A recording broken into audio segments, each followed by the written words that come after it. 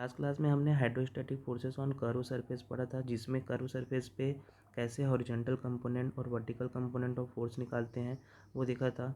उसी के बेस पे ये न्यूमेरिकल है। क्वेश्चन को पढ़ते हैं। A horizontal cylindrical barrier of 2.5 meter diameter retain water up to its top on one side. Calculate the horizontal and vertical force due to water per meter width of this barrier. According to question, ये हमारा barrier है जिसका diameter है 2.5 metre. इसके one side में water है जिसके कारण दो फोर्स लगेंगे, हॉरिजॉन्टल फोर्स और वर्टिकल फोर्स, उसको हमको निकालना है। तो सबसे पहले हम यहाँ पे एक एक्सिस बना लेते हैं, क्योंकि बैरियर के एक ही साइड में पानी भरा हुआ है तो एक ही साइड में क्या लगेगा, फोर्स लगेगा। उसके बाद हम निकालते हैं हॉरिजॉन्टल कंपोनेंट ऑफ फोर्स। तो ये हो गया हमारा horizontal component of force. Horizontal component निकालने के पहले सबसे पहले हम क्या करते हैं, जो हमारा कर्व सरफेस है उसको हम प्रोजेक्ट करते हैं फ्लैट सरफेस में। तो ये हमारा कर्व सरफेस को प्रोजेक्ट किए फ्लैट सरफेस में, तो हमारे पास नया फ्लैट सरफेस कितना है, एम डैश और एन डैश। तो इसका प्रोजेक्टेड एरिया भी होगा, इसका प्रोजेक्टेड एरिया, इसका हाइट हो जाएगा 2.5 मीटर, इसका प्रोजेक्टेड एरिया होगा 2.5 इंटू विड्थ दिया हुआ है 1। हमको पता है हॉरिजॉन्टल कंपोनेंट कितना होता है, रो जी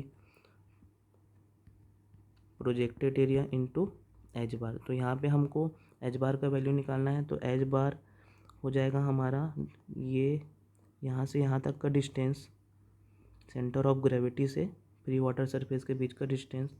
तो ये एच बार का वैल्यू भी निकाल लेते हैं। तो ये एच बार होगा 2.5 डिवाइडेड बाई 2, जस्ट इसका आधा होगा।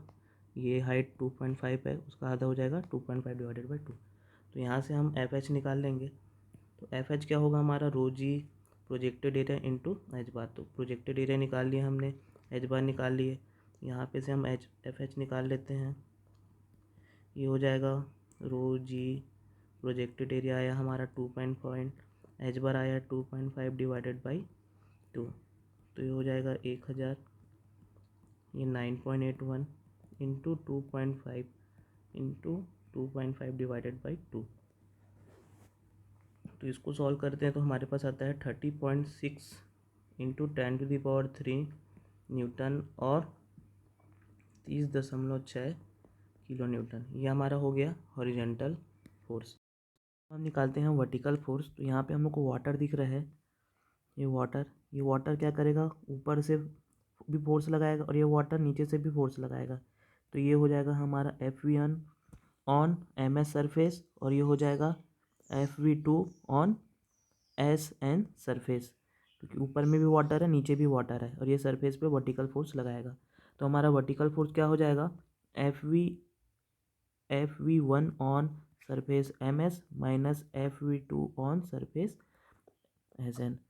तो हमारा फोर्स क्या होता है, फोर्स होता है रो जी इंटू वॉल्यूम होता है। तो यहाँ पे हम इसका वॉल्यूम निकाल लेंगे। जब हम एम एस के लिए कैलकुलेट करेंगे तो हमको किसका वॉल्यूम निकालना रहेगा, ये एम एस सरफेस के ऊपर जो भी है। तो उसके लिए क्या हो जाएगा, वॉल्यूम हमारा पूरा ये पोर्शन हो जाएगा, इतना portion volume N M S T. और जब हम इसको एस एन के लिए सॉल्व करेंगे तो हमारा वॉल्यूम ये पोर्शन रहेगा, ये इतना पोर्शन एस एन के लिए वॉल्यूम रहेगा, क्योंकि हम इसको इसके ऊपर लेना है, इस कर्व के ऊपर लेंगे। जो भी हमारा वॉल्यूम लेना है इस कर्व के ऊपर लेंगे। ये एस एन के लिए हो जाएगा, एस एन के लिए हो जाएगा वॉल्यूम एन एस टी और एन एम एस टी के लिए हो जाएगा वॉल्यूम ये पूरा, इस पोर्शन से, इस कर्व से लेकर ये पॉइंट, इसके अंदर जितना भी एरिया आ रहा है इनटू विड्थ। तो सबसे पहले हम वॉल्यूम कैलकुलेट करते हैं एन एम एस टी का। तो ये होगा volume N M S T equal to area, इसका टोटल एरिया इंटू विड्थ। तो इसका टोटल एरिया निकाल लेते हैं, इसको मैं जोड़ लेता हूँ। तो ये बन जाएगा, ये हो गया A1 पार्ट और ये हो गया A2 पार्ट, इसी को टोटल निकालेंगे। तो A1 एरिया क्या होगा, A1 plus A2 into width, यहाँ पे क्या है 1 है। A1 एरिया होगा इसका स्क्वायर का एरिया या रेक्टेंगल का एरिया। तो ये हो जाएगा ये लेंथ इंटू ये लेंथ। तो ये हो जाएगा 2.5 डिवाइडेड बाई 2 इंटू ये भी लेंथ कितना है, इसका रेडियस कितना होगा 2.5 डिवाइडेड बाई 2, ये इसका एरिया हो गया। और A2 का एरिया क्या होगा, A2 जो है ये इतना पोर्शन है A2। तो सर्कल का एरिया क्या होता है, पाई आर स्क्वायर होता है। तो यहाँ पे पाई आर स्क्वायर, लेकिन मेरे को उसके एक भाग का एरिया चाहिए, 1/4 भाग का। तो ये क्या हो जाएगा, 1/4 पाई आर स्क्वायर। तो यहाँ पे एरिया क्या हो जाएगा, 1/4 पाई आर की स्क्वायर कितना है, आर कितना हो जाएगा रेडियस 2.5 डिवाइडेड बाई 2 का स्क्वायर। तो मेरा यहाँ पे का वॉल्यूम निकल गया NMST। अब ऐसी वॉल्यूम हम निकालते हैं NST के लिए। तो हमारा NST एरिया कितना है, ये है। तो ये area NST into width, width यहाँ पे 1 है। तो हमको क्या निकालना है, यहाँ पे NST का एरिया बस निकालना है। तो इसके लिए मैं क्या करता हूँ, इसको जोड़ देता हूँ। तो ये हो जाएगा, ये टोटल एरिया यहाँ से यहाँ तक हो जाएगा, ये टोटल एरिया A1 माइनस ये इतना पोर्शन, ये सर्कल का एरिया, ये हो जाएगा A2, ये हो जाएगा A2। तो सबसे पहले मैं टोटल एरिया निकाल देता हूँ। ये हो जाएगा एरिया, इसको इस फॉर्म में लिख देता हूँ, TNOS माइनस एरिया NOS।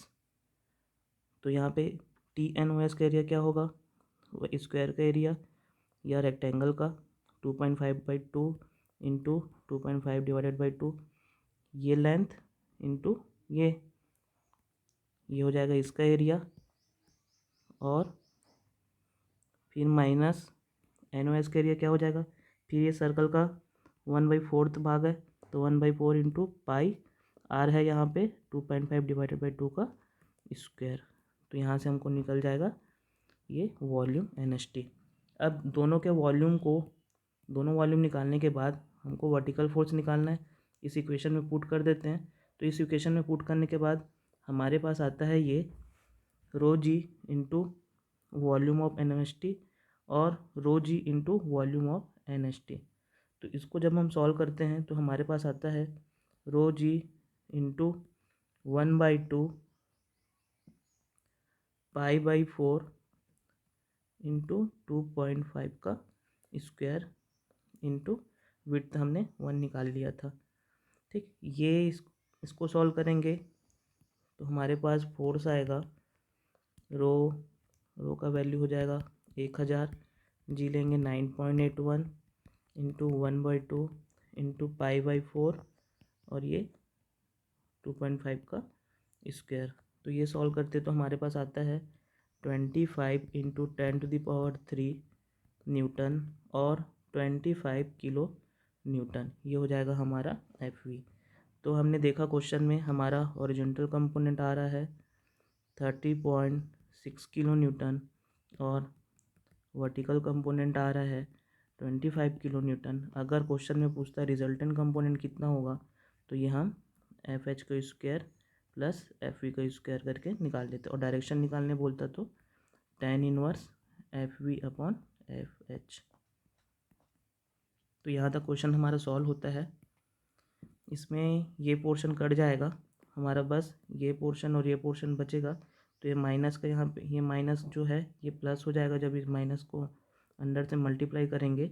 तो ये और ये, इसको जब सॉल्व करेंगे इसको और इस पोर्शन को, तो हमारे पास ये आएगा। तो हमने हॉरिजॉन्टल कंपोनेंट वर्टिकल कंपोनेंट दोनों निकाला। क्वेश्चन में इतने पूछा था, रिजल्टेंट कंपोनेंट भी निकाल सकते हैं। बहुत इजी है, स्टेप बाय स्टेप इसको सॉल्व करना है, क्वेश्चन इजीली सॉल्व हो जाएगा। अगर इस न्यूमेरिकल में कुछ भी प्रॉब्लम है तो आप पूछ सकते हैं। Okay, thank you.